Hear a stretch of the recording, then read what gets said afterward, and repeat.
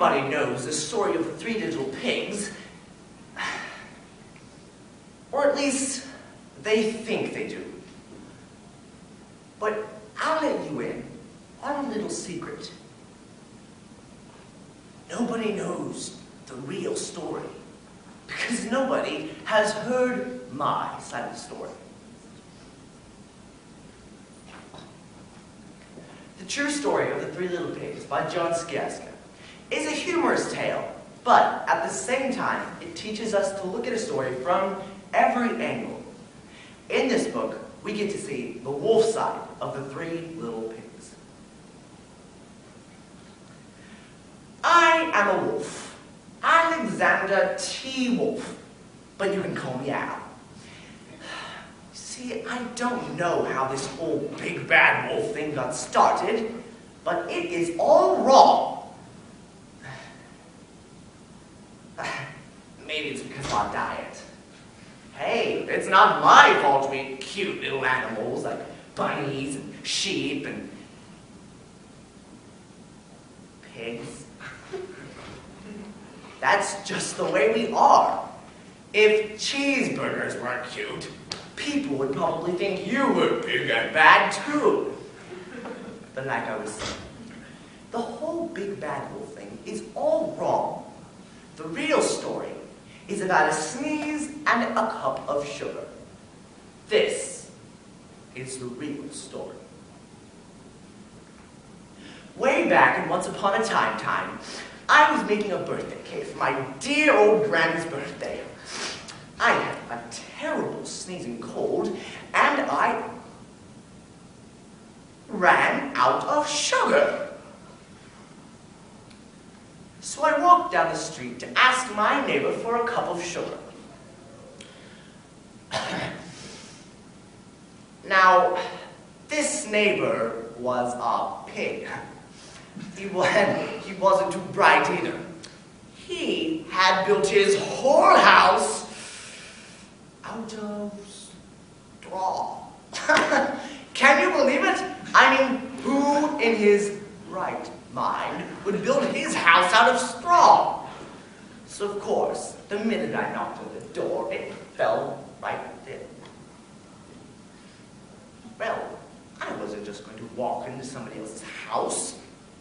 So I called. Mr. Pig, are you in? No answer.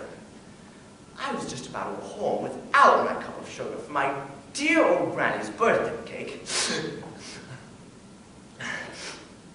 When I felt my cold coming on. Well, I huffed, and I snuffed, and I sneezed a great sneeze. Oh!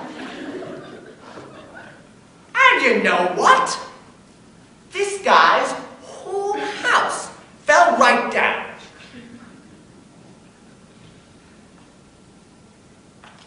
And right in the middle of the pile of straw was the first little pig, dead as a door. He had been home the whole time!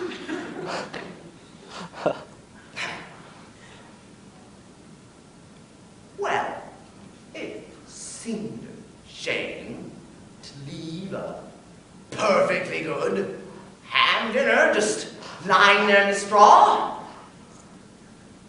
So I ate it up. Just think of it as a giant cheeseburger just lying there. I was feeling a little better, but I still didn't have my cup of sugar. So I walked to the next neighbor's house. Now this neighbor was the first little pig's brother. He was a little smarter, but not much. He had built his house out of sticks. I rang the bell on the stick house. No answer. Little pig, are you in? He yelled back. Go away, wolf! I'm saying head off me chin chin. I had just grabbed the doorknob and I felt my sneeze coming on. Well, I huffed, and I snuffed, and I tried to roll my mouth, but I sneezed a great sneeze. Oh! And you are not going to believe this, but this guy's whole house fell right down, just like his brother's. When the dust cleared,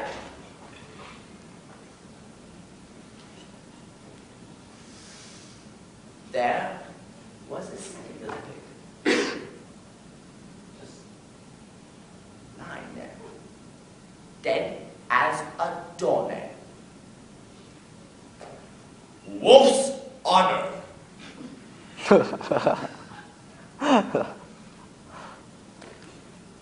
Now, you all know that food will spoil if you leave it out in the open. So I did the only thing there was to do. I had dinner again. Just think of it as a second helping. I was getting awfully full, but my cold was being a little better, and I still didn't have my cup of sugar. So I walked to the next neighbor's house. Now, this neighbor was the first and second little pig's brother. He must have been the brains of the family. He had built his house out of bricks. I knocked on the brick house. No answer. Mr. Pig, are you in? And you what the rude little porker answered. Get out of here, Wolf. Don't bother me again. Talk about impolite.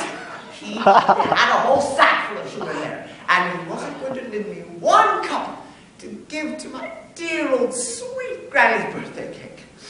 What a pig!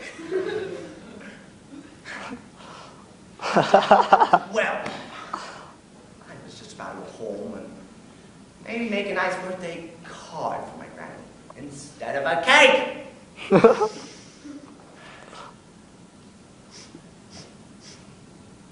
But I felt my cold coming on. Well, I huffed, and I snuffed, and I did it again. Ow! And your old lady can sit on a pen.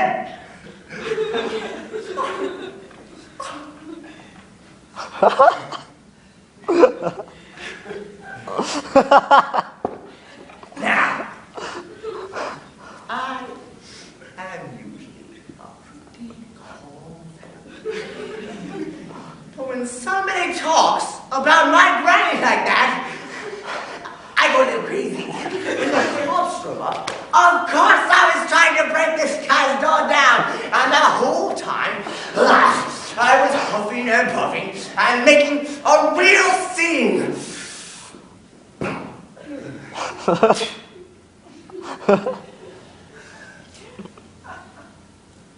The rest, as I say, is history. The news reporters found out about the two pigs I had for dinner. They decided a shit guy going to burrow for sugar didn't sound very exciting. So they jazzed up the whole story with huff and puff and blow. And they made me big bad. That's it. The real story. I was afraid. But maybe you could loan me a cup of sugar?